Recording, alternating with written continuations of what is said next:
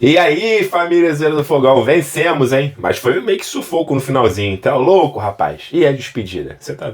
ai. Bom, antes da gente ver a matéria completa aqui, meta pra esse vídeo 1000 curtidas. Você consegue chegar, né? 1000 curtidas, 1000 likes, rapidinho, de graça, não custa nada e vai ajudar aqui o canal. Pelo menos ao YouTube mostrar pra outras pessoas que tem um canal aqui que fala do Botafogo todos os dias, tá? Vamos lá ver a matéria completa. Daqui a pouco eu volto pra trocar uma ideia com vocês. Vamos lá ver. De lá no G6, hein? Com 18 pontos, já antecipo com a vitória de hoje. Olha lá. O Flamengo é o líder com 24, o Cruzeiro vem logo atrás com 23. Temos o Bragantino com os mesmos pontos, 23. E o Palmeiras em quarto, beleza. Aí olha o que aconteceu. O Flu tinha 20, o Botafogo chegou a 18 com essa vitória sobre o Ceará. E vai para a Copa do Mundo nessa posição de clubes, né? Depois temos o Bahia, o Mirassol, o Atlético Mineiro e o próprio Ceará, que perdeu hoje, terceira derrota seguida, não consegue vencer, está com uma séria dificuldade, né? Jogando fora de casa. Do outro lado da tabela de classificação, o Ceará tem 15 pontos. Aí eu que tenho que vir abagar, né? Corinthians, Grêmio, São Paulo, Internacional, Vasco, Vitória, chegamos ao Z4. Fortaleza, Santos, Juventude e Sport. Vamos ao jogo, então. Vamos ver imagens do Nilton Santos. Hoje, com a torcida se despedindo também do Igor Jesus, né? Foi uma despedida bastante... emocionante, né? Porque foi intenso, né, Coutinho? A gente falava do semestre do Botafogo. Foi uma passagem intensa do Igor Jesus. Pois é, mesmo assim, com menos de um ano de clube, né? Ele conseguiu marcar a história no Botafogo. Uhum. Foi uma chegada, assim, muito emblemática no ano passado e tomando a posição do Tiquinho, fazendo gols importantes rapidamente. Foi fundamental no time campeão do brasileiro e da Libertadores. E já estava engrenando de novo na temporada agora, né? Já está engrenando de novo na temporada a partir do momento que o time do Botafogo cresce. Acho que sobre o jogo, Mário, foi um jogo muito previsível no cenário, né? O Ceará é uma equipe que se defende muito bem nos jogos fora de casa, principalmente. O Pedro Raul desencantando. Pedro Raul marcou 2 gols, não marcava desde 15 de abril, se eu não estou enganado. Eram 50 dias sem marcar. Mas é importante dizer que dentro desse período ele vinha fazendo bons jogos, né? Mesmo não fazendo gols, ele acabava contribuindo de alguma forma com a equipe. A gente está vendo aí o gol do Alex Telles no segundo tempo, que deu um pouco mais de tranquilidade para o Botafogo, né? E o gol do Mastriani, que a gente já viu, foi o primeiro dele com a camisa do Botafogo, esqueci de pontuar. Desencantando. O jogador que teve uma ótima média de gols no América Mineiro, no primeiro ano no Atlético Paranaense, no Barcelona de Guayaquil também fez muitos gols e está desencantando agora no Botafogo. Esse é o gol do Marlon Freitas. Ô, maestro! Mais um gol de todo mundo, né? Acho que um gol de todo mundo esse aí do Marlon Freitas, gente. Jogada legal, E é um grande jogador, né? Merece muito fazer esse gol e tá vivendo no Botafogo, depois de superar aquele momento difícil que teve lá em 2023, muita qualidade. Ser capitão América é para poucos. É para poucos e com a capacidade de superação que ele teve, né, Alex? Sim, é importante tudo isso. E ser esse ponto de equilíbrio, né, cara, assim, do que ele dá, do jeito que ele pensa o jogo, ele facilita e ajuda muito o processo de criação de um time, porque um meia, um atacante de beirada não precisa participar disso numa fase um pouco anterior do que esse último terço do campo. Então o Marlon Freitas, ele realmente atingiu um nível com a qualidade dele que ajuda muito esse Botafogo, que aquele negócio segue sendo um time que se equilibrou, melhorou e perigoso, né?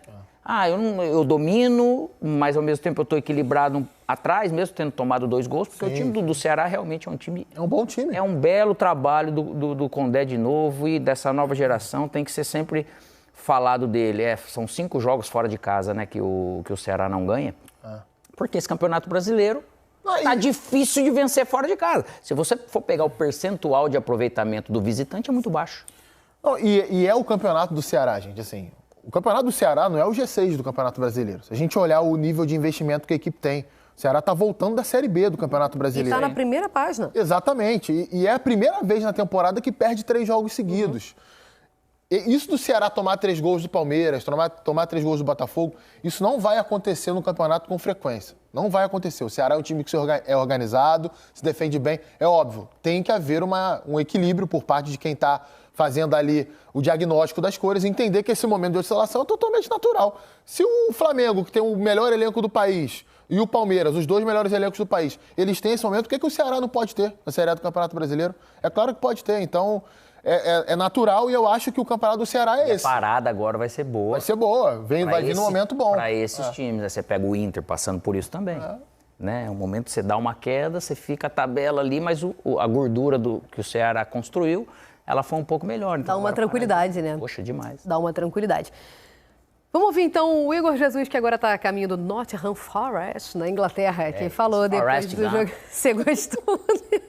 Falou depois do jogo se despedindo. Vamos ouvir. Cara, na verdade o Botafogo reabriu as portas novamente a mim para poder seguir o meu sonho, né? Porque no Emirados eu vinha 2 anos tendo muitas lesões de joelho e quando eu voltei ao Brasil eu acho que eu queria sentir realmente o poder de jogar futebol, porque eu estava um pouquinho desacreditado e o Botafogo abriu as portas para mim.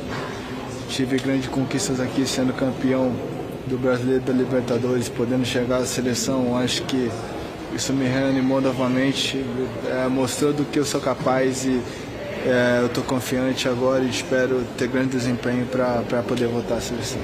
Porque eu que agradeço aos torcedores por ter acreditado em mim, por fazer eu acreditar novamente no meu potencial. Eu já sabia, só que eu estava em dúvida por ter passado 2 anos de dificuldade, tendo muitas lesões, mas hoje, graças a Deus, eu voltei a jogar bem. O clube reabriu as portas a mim e consegui alcançar os meus objetivos aqui, que era eu vim para ser campeão e pude ajudar o Botafogo e alcancei 2 títulos de grandes expressões que vai ficar marcado na história. Somente agradecer também todo o pessoal, o staff, os jogadores que me receberam muito bem.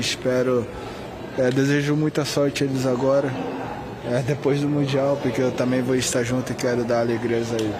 Não, acho que o Botafogo merece o melhor, independente de quem chegar, eu vou torcer pelo Botafogo, porque o Botafogo agora é meu time de coração e posso ter certeza que terá o meu apoio de longe. Rodrigo ou Coutinho, que me dá várias colas aqui. Igor Jesus falando de despedida e citando seleção brasileira também. Sabe que hoje à tarde eu me peguei pensando nisso? Será que, especialmente botando o Botafogo de novo na ascendente, que foi o que ele fez ano passado quando chega, né, no meio do ano, aquela revolução do Botafogo e reformulação que termina coroada com o título brasileiro e da Libertadores. Ele vai ser mais visto agora, no futebol que está longe de ser primeira prateleira, inclusive da Inglaterra, ou seria mais visto seguindo no Botafogo e repetindo a história do ano passado? Que poderia não ter o mesmo final, mas a história de entrar nos eixos já está acontecendo. Então, eu acho que ele vai ser mais visto agora nesse contexto de seleções, né? Porque mesmo o Nottingham... Vai ser mais visto agora indo para a Inglaterra? Indo para a Inglaterra. Nesse contexto de seleções, porque mesmo o Nottingham não sendo o principal clube da Europa, da Inglaterra, no caso, ele fez uma boa campanha no último campeonato inglês. E o treinador da seleção brasileira é o Carlo Ancelotti. Então, o olhar dele para esse tipo de campeonato é mais apurado. Mas, assim, eu tenho certeza que o Carlo Ancelotti viu o Botafogo Estudiantes semana passada no Newton Santos. Nossa. E deve ter falado assim, pô, esse cara aí tava na... rapaz aí não já traiu, já te falou, opa, aqui vamos seguir. Esse rapaz aí não tinha. Ó, ticado aqui, já meteu. Esse aí eu quero ver melhor. Provavelmente sim. E é claro, a gente vai ter que esperar como é que vai ser o desenvolvimento dele. E o nível de exigência de uma Premier League é naturalmente visto como algo, por isso que o João Pedro foi para lá, tá bem? Cunha, tá bem? Né? Não são dos clubes grandes e mais tradicionais da Inglaterra, só que o nível de exigência lá, primeiro, vai puxar ele, porque ele vai ter... É diferente do Brasil, né? Então, nesse tudo bem, mas é que a gente viu, e com todos os méritos, a linha de defesa do Flamengo toda convocada. É porque, assim, se a gente olhar ali, são 2 jogadores dessa linha que foram titulares da seleção brasileira durante anos, né?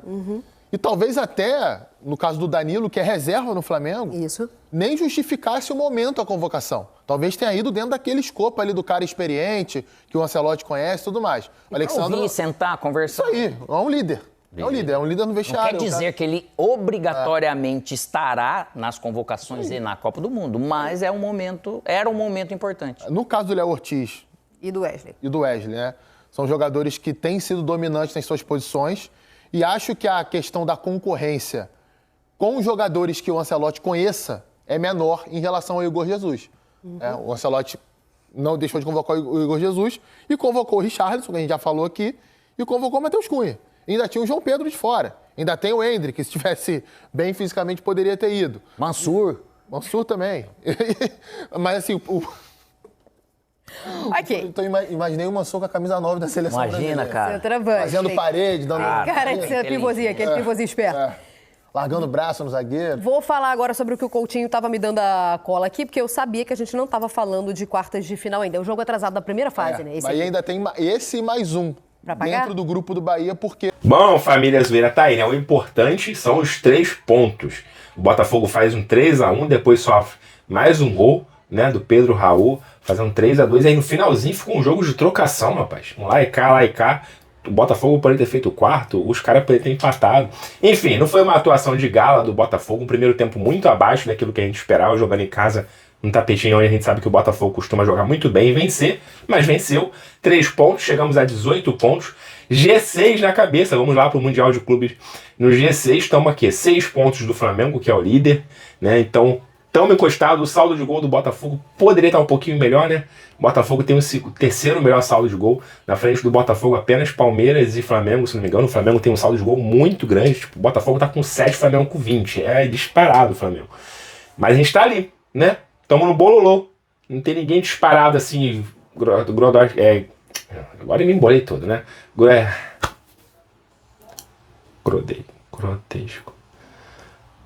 Grotescamente na frente disparado. Então, assim, o Botafogo vai voltar desse Mundial focado, com certeza, nesse Campeonato Brasileiro. As emoções bateu na pele, arrepiou. Os mais de 20 mil pessoas que estiveram no estádio Newton Santos puderam ver ali a última partida do Hugo Jesus. Não teve gol, muita gente achou que ele deveria bater o pênalti, mas o cobrador do Botafogo é Alex Telles. Vai que Hugo Jesus, na sua festa de despedida, bate um pênalti e perde, né? E poder terminar um 2-2. Então Alex Telles foi lá, bateu o pênalti, fez, né? O Mastriani desencantou, mas rapaz, meu Deus do céu. Pode ser que melhore? Pode. Mas o cara é ruim, mano. Pelo menos por enquanto ele tá ruim pra caramba.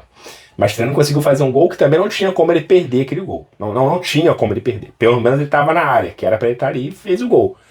Depois de um tempo ele teve uma outra chance embaixo da trave, sem goleiro, ele chutou para cima. Então assim, tem que melhorar muito o Mastriani. Mas na verdade o banco de reserva do Botafogo, cara, assim, para atacante o negócio tá complicado. É à toa que o Botafogo tá desesperado aí atrás de outros atacantes, né? Renato Paiva fez as 4 substituições, tá? E, tipo assim, se você olhar o banco de reserva, né? Quem poderia entrar aí? Tipo, aí tu olha e tu vê Elias Manuel. Olha só o banco de reserva inteiro do Botafogo. Elias Manuel, Neilton.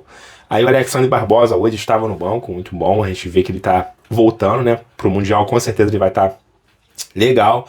Aí tem o Cauã Lindes, tem o Kaique Queiroz, tem o Serafim, Rian Cruz e o Raul, goleiro, né? Aí entraram nesse jogo aí o Natan Fernandes.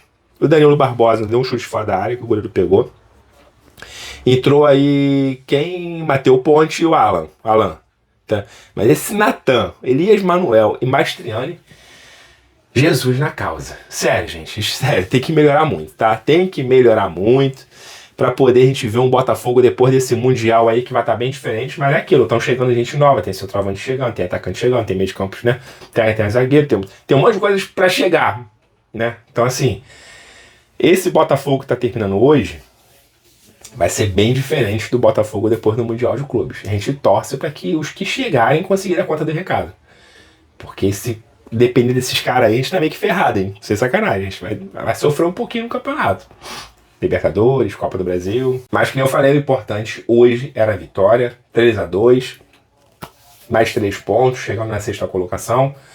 E aí agora é pensar no Mundial. Fechou o Campeonato Brasileiro, 11ª rodada. Pensar no Mundial. PSG. Atlético de Madrid. Né? Rapaz. Bom, a gente sabe que dificilmente algum brasileiro vai conseguir ganhar esse campeonato. A gente tem que ser sincero, né?